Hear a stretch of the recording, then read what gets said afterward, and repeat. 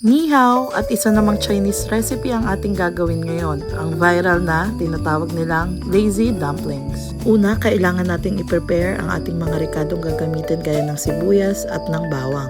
Iba nga sa typical na ricado ng lazy dumplings ang aking gagawin. Napa-cabbage nga ang ginagamit ng karamihan pero ako ay gagamit ng carrots. Dahil isa ito sa mga paboritong gulay ng aking toddler. Ayan, at tumitingin nga siya dahil takot siya sa tunog niyan. At bumuboses pa nga habang ako ay nagbo-voice over. At isa pa sa mga binago ko ay yung hipon. Gusto ko kasing lagyan ng hipon kasi gusto ko parang siomai talaga tong gagawin ko. Actually, hindi ko talaga nasunod yung original ingredients ng lazy dumplings. Sa isang malaking lagayan ay nilagay ko na nga ang giniling, carrots, sibuyas, bawang at ang mga pampalasa, asin at paminta. Naglagay din ako ng itlog para siya ang magsilbing binder ng ating mga ricado.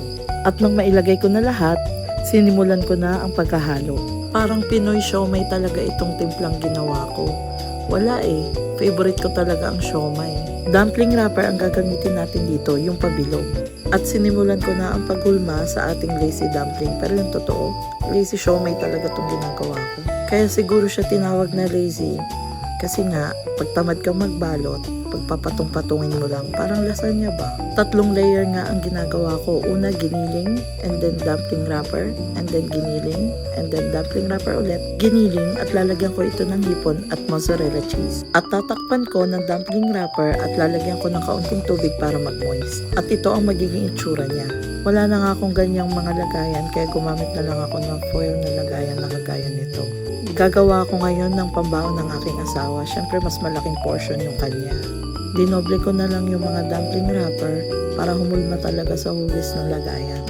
At di ko talaga tinipid yung kanya. Siyempre, ganun talaga pag-asawa. Tsaka para maging masaya naman siya sa baon niya.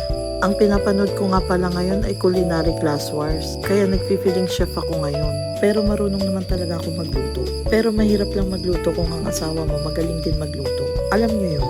Oha, nilagyan ko yan ng maraming hipon at binudburan ko ng maraming cheese. Optional lang talaga yung hipon at cheese pero nasa sayo kung lalagyan mo o hindi. Done na! Cooking time! Inilagay ko na silang 3 dyan sa malaking kawali at nilagyan ko na ng tubig. I-steam natin sila guys. 25 to 30 minutes kasi malaki yung isa kong lagayan. Tada! Ayan na! Excited na ako matikman! Yung sausawan ko dyan, yung chili garlic na ginawa ko, toyo at lemon. Nakakatakam yung itsura niya. Ang ganda ng kinalabasan. O diba, may pa-close up pa nga.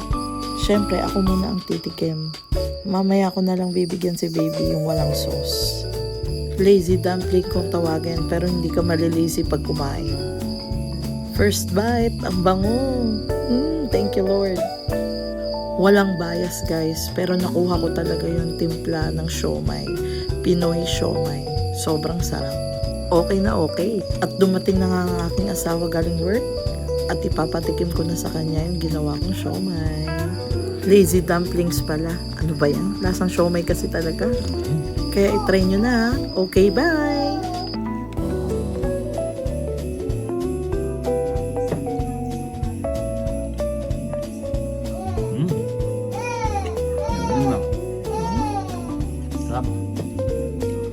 Good. Pasado? Yes! Perfect. Hanggang sa susunod na recipe.